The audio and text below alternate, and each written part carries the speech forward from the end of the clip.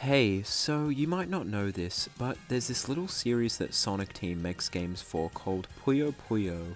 Puyo Puyo is of course a game series of competitive puzzle games, which is the fighting game equivalent of puzzle games. It's pretty fun, I feel. But Sonic Team weren't always the ones to make the games. A company called Compile were the ones that preceded them. I like the Compile era of Puyo Puyo a lot, but I have something I gotta admit. I really like the gameplay mode that Sonic Team introduced to the series, the Fever rule set. In fact, it's probably my favorite rule set. With the regular 2 rule set, matches are usually over very quickly, but the tension that comes from the standoffs brought about by the Fever rules are way more exciting in my opinion. That being said, I have a lot I want to say about the game that introduced this rule set, Puyo Puyo Fever. This is a contender for one of the most interesting Puyo Puyo games, considering how it shaped the future for the entire franchise. So today, I'll be doing a retrospective on this game. I'll be looking at what we know regarding its development, localization, characters, different ports, and of course, the gameplay. Naturally, it'd be best to start with this game's history. Puyo Puyo Fever released on the 23rd of November 2003 to arcades in Japan. By the following year, the game had seen ports for the PlayStation 2, Dreamcast, Gamecube, Game Boy Advance, DS, PSP, Windows, Xbox, macOS, Palm OS, and Pocket PC, as well as a bunch of random mobile versions. Sega sure wanted this game to be accessible. On top of this, several versions of these ports saw English releases overseas. As far as any pre-release content goes, there's not too much to say. There's a prototype for the arcade version, which I covered in my Puyo Puyo cut content video. It is known though that it seems making all these different ports led to a tumultuous development cycle, and understandably so. Sadly, we don't have definitive reasoning why Compile's cast of lovable characters were almost all swept aside for this game, other than conjecture that Sonic Team just wanted a fresh start with their newly acquired series. Speaking of Sonic Team, this was their first Puyo game done entirely by them.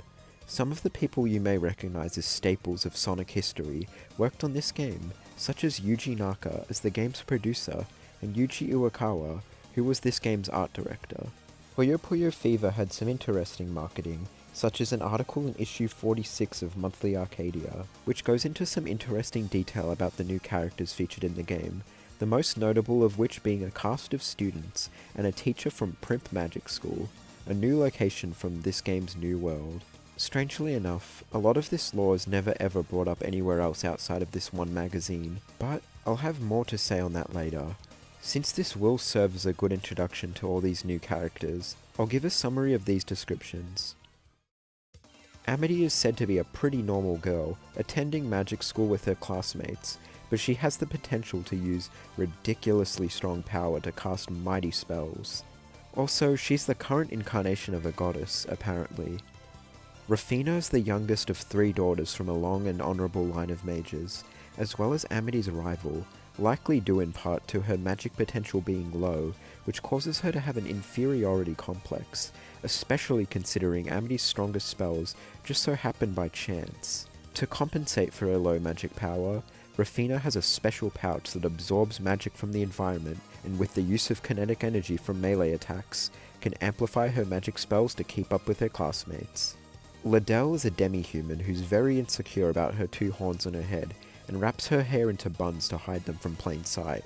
She was raised by an elderly human couple, but was sadly discriminated by her surrounding community for being demi-human. Thanks to her classmates lacking this prejudice, she's been able to enjoy life a little more. Klug is a boy who's your typical nerdy honor student. He's prone to being a whiner and emotionally immature, however. Unlike the rest of this game's characters, he is an entirely average boy. He is the average height for a teenager his age, wearing the average glasses for a teenager his age. That's just how average he is. Tata is your average gentle giant character, who loves flowers and tiny animals. Joking about harming those things though will apparently send him into an uncharacteristic blind rage. Miss Accord is the teacher at the magic school, and is accompanied with her puppet cat, Popoi. She's a mysterious figure amongst her students, as former students of hers that have managed to snatch Popoi away from her have found that it's nothing more than a plush toy cat, seemingly. There's several other new characters too, including Yu, someone who's strangely cheery for being dead. She has a twin brother named Ray who doesn't show up in this game. There's Frank and Stein, which is a bratty zombie kid and a non-verbal zombie dad. Dongari Gairu, which is a type of frog you can always find rolling around. Onion Pixie, which for some reason is a non-verbal yet sentient onion. Ocean Prince, who's a spoiled young traveller. Dapper Bones, a flamboyant skeleton obsessed with fashion. And finally Ho-Ho Bird, a peculiar bird who thinks of themselves to be a superhero. There's also Owl and Carbuncle, returning from the previous Puyo Puyo games. That's right, the only two characters that already existed to show up in this new game are these two. The decision to include them is interesting to me, in the sense that it seems Sega wanted to fully commit into warping the Puyo Puyo IP into their own thing with a new world and new characters, but wanted to leave a small piece of the past with Owl and Carbuncle just for the hardcore fans to appreciate. A more cynical way of looking at their inclusion though could be that Sega wanted a bit of leverage to prevent hardcore fans from saying that all of their favourite compile characters had been put aside. Regardless of the reasoning, this is the roster of characters. I will say, however, and don't get me wrong, I'm not bringing this up as a critique, but the new characters in one way or another seem to be a take on the compile characters. What I mean is, Amity is the equivalent to Arul as the main protagonist with similar elemental magic. Rafina is the equivalent to Rulu, who has a one-sided rivalry with the main protagonist and mostly fights with melee attacks. Klug is the equivalent to Shezo, whose haughty demeanour and awkward choices in wording their thoughts make them unpopular with their peers. And Tartar is the equivalent to Minotauros, who has a similar fixation on Rafina, like how Minnow is fixated on Rulu. I just want to reiterate, this isn't a critique on my part, just something interesting I noticed regarding the design philosophy for these characters. If anything, some of the tropes borrowed from the compile characters for these new characters are actually used in an interesting way, such as with Liddell. She has green hair and horns like Draco and Satan, and yet her characterization and use of this trait is extremely different to instances of any time those two characters have been written. On the topic of the characters, I think this is a good opportunity to bring up this game's English localization, and some of the changes it made. A few of the characters had their English names be a little odd, in comparison to how they're localized now. Rafina's name was spelt with an E at the end instead of an A, but the pronunciation is still the same as it is now. I find it kind of to be a litmus test in terms of seeing who actually played the story mode for this game. Well, I'm like Rafine, bro. Why you play being Rafine? Because I like Rafine! Liddell was originally Ryder, a very weird name all around, and also not even consistent depending on which port of the game you play. Tartar was Taru Taru, Frankenstein was just Frankensteins, and Dapper Bones was Oshare Bones, a romanization of his Japanese name. Beyond the character names, there's a bit more to be said about the localization, such as the game's title. It seems briefly, Sega wanted to go with the title Puyo Pop rather than Puyo Puyo for the West. Why would they make this change? No idea, but I suspect they would have thought the title sounded less foreign that way. I also want to touch upon this game's voice acting. It's interesting. Some of my favourite voices would probably be Amity's, whose bubbly and joyful line delivery suits her character well.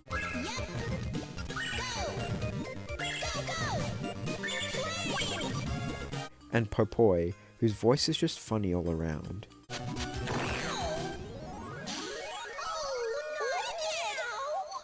Arl, I think, kind of got the short end of the stick. She sounds like an 8-year-old who wandered on set and was given no context for anything she's saying.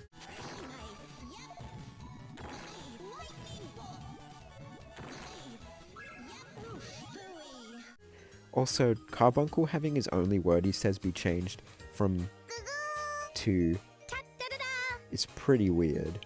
As for the actual dialogue written in the localization, I gotta be honest, it's so funny that I can't even really be upset it's apparently not faithful to the original Japanese version.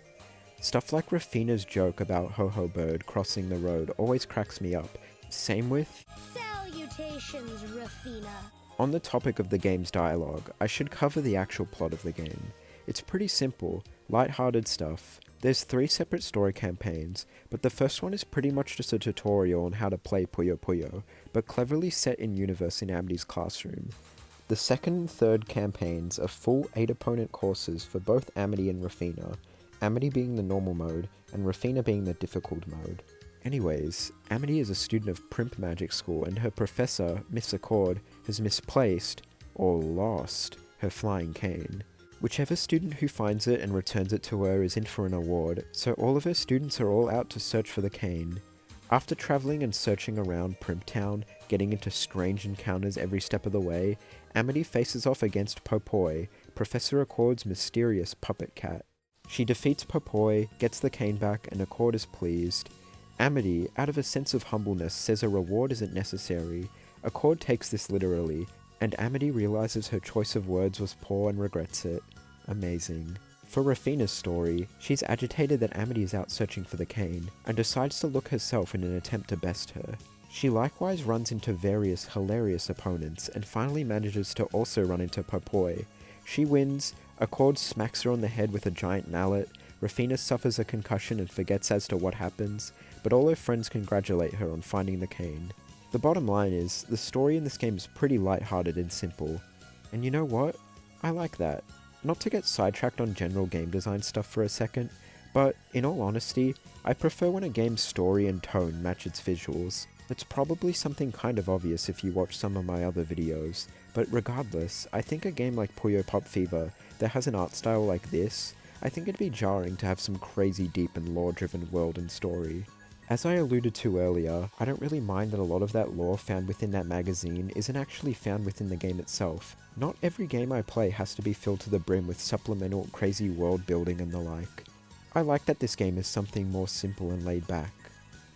On the topic of this game's art, I want to say, I like it. It's not my favourite art style to come out of the Puyo Puyo series, but it gives an early 2000s feel you rarely see anymore, with those sharp edges to the line art, and flat yet appealing colours.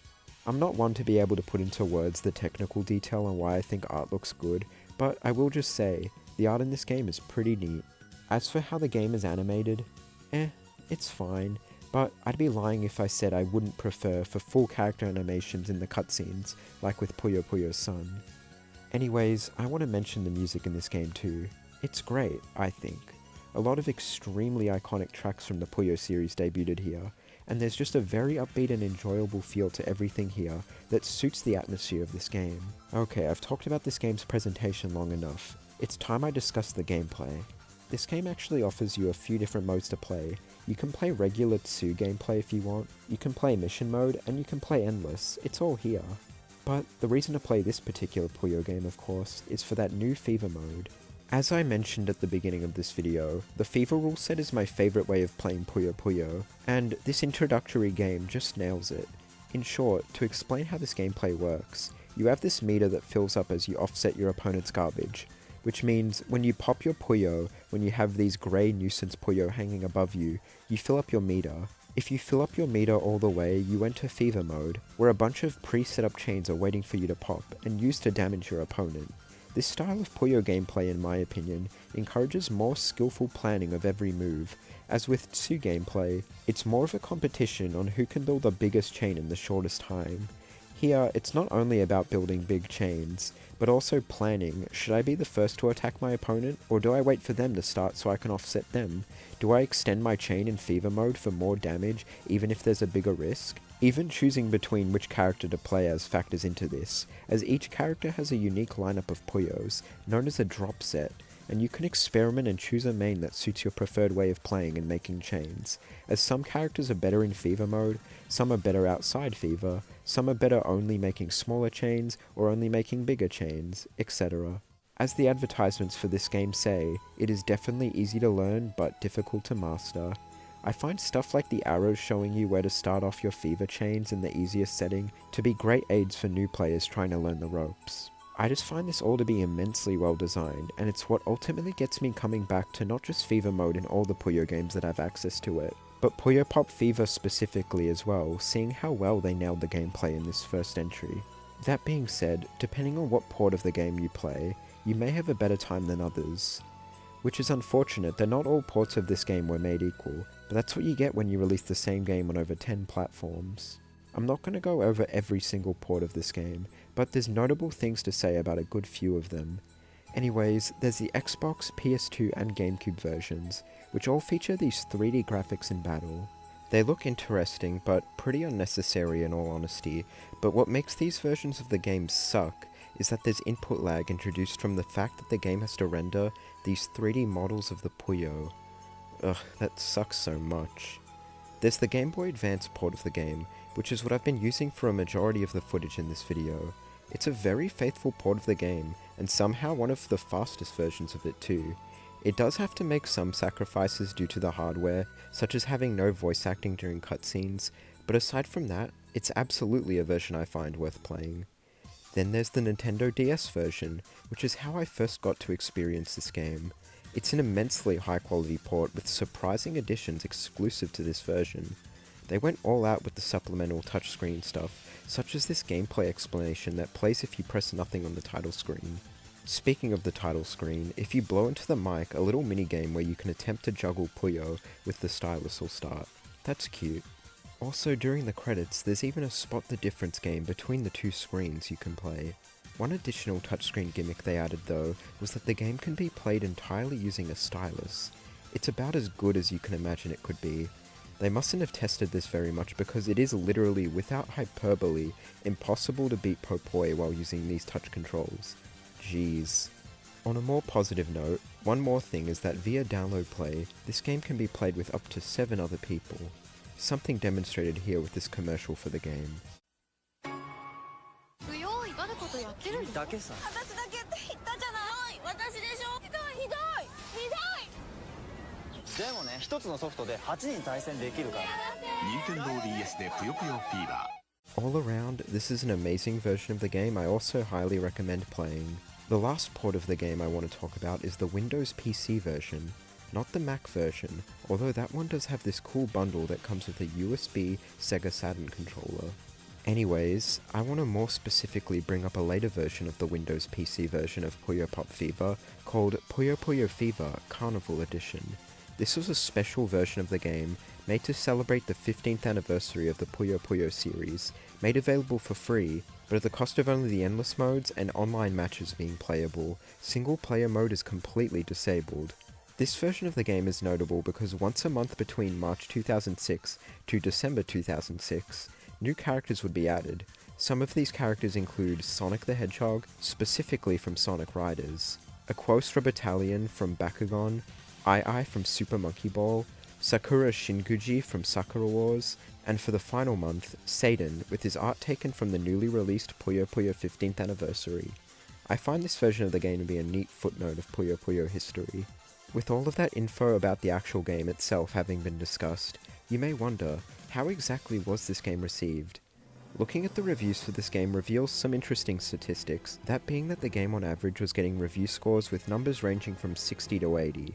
Pretty decent reviews all around, but there's one particular review of this game that's annoyed me for years, and there's no better time than now for me to finally show how much of a farce it is. A review from Nintendo Official Magazine, UK, gives this game an appalling 38%. There's pretty much no reasoning as to why the game is actually bad, they just crap on it and say it's not worth playing because other puzzle games are better, because the game is slow-paced. Yeah, okay buddy. Also, that apparently this game looks like it's from 15 years ago. Holy shit, dude. I know the irony of myself complaining about this review, which is also about 15 years old, but this sucks, and I bring it up for reasons I'll get into soon. Funnily enough, this same magazine several issues later re-reviewed the game and gave it a far more reasonable score. Guess they realized how terrible that first review was. And in case you think that particular unfoundingly negative review was a one-off thing, then here's another mind-numbing one from GMR. This one actually gives the game a slightly higher score of 5 out of 10, but this opening to the review is absolutely miserable and so out of touch that it's almost laughable. It reads as follows. Puyo Pop Fever is a game whose time has come and gone. Puyo Pop, having started life many years ago in the days of Genesis, is still fun in the same way that the old granddad of block-dropping games, Tetris, is still fun. But among the current generations of console games, Fever feels like some shareware game you could download for free on a PC. Dude, did they seriously try to say that falling block puzzle games are outdated? Fucking Tetris is outdated? That's so ridiculous on so many levels. What even constitutes a video game being outdated? It's such a stupid and arbitrary argument. And trying to insinuate this entire brand new game should be free shareware? Cut me a break. But anyways, I bring up these puerile reviews for a reason, because I suspect it was reviews like this that led Sega of America to not localize any Puyo games up until 2017, a whole 13 years after Puyo Pop Fever. Why would Sega want to take that risk in bringing these games overseas when ignorant English speakers would deride these games simply for existing? And that is just sad to me, honestly. And look, I'm someone who thinks games getting Japan-only releases is usually the least important thing when it comes to discussing a game, but the fact that 5 more Puyo games came out between the release of Puyo Pop Fever and Puyo Puyo Tetris in the West, and none of them got English translations, that's just sad. These games are fun and deserve to have people around the world get to try them out, but things are better now in terms of current Puyo Puyo games getting English releases, so I suppose this is a hatchet that's worth burying. Apologies for that bit back there being a bit of a long-winded rant. I think it's time I wrap up this video. Puyo Pop Fever is a very fun game, and to put it into a single word, it is comfy. It's comfy to go back to and just play through Amity or Rafina's story modes, or play some versus matches, or even just mess around with the bonus stuff found in the DS version. Sega and Sonic Team managed to make a very comfy and enjoyable entry in the Puyo Puyo series, and I recommend checking it out. Or rather, I recommend checking out the PC version, which can easily be found on the Internet Archive for download, or the DS or GBA versions. This game is popping puzzle fun, and I like it a lot. Thanks very much for watching this video. Making a retrospective video like this was actually quite a bit different to how I usually make videos, and provided for an interesting challenge. I'd like to maybe make some more at some point, but for now, I have a few more Puyo Puyo centered ones on my mind I might make. Those being for the games Puyo Puyon, Puyo Puyo Tetris, and Puyo Puyo Chronicle. If any of these 3 games in particular interest you, leave a comment letting me know if you'd like to see me cover them. Nevertheless, if you would like to see more videos from me, consider subscribing and leaving a like too, so more people can discover this wonderful game. That's all for this video. Farewell for now.